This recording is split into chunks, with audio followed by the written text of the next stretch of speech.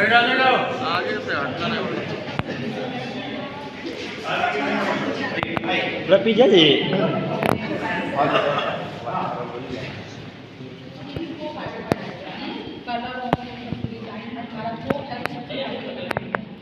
भैया फोन पीछे ले लिए आप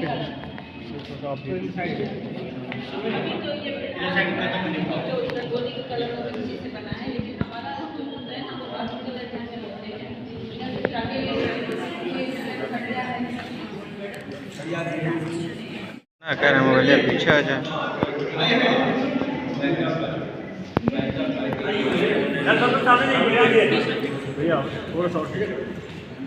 थोड़ा थोड़ा हम पीछे कर दिए।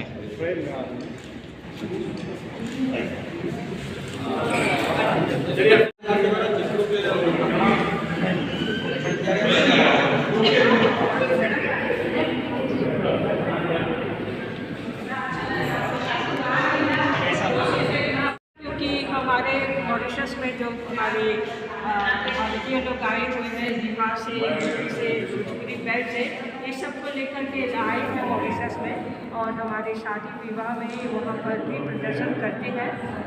मैंने एक पुस्तक लिखी है कन्यादान 700 पेजेस का है, जिसका उद्घाटन भारत के राष्ट्रपति शिवराज शर्मा जी ने किया था।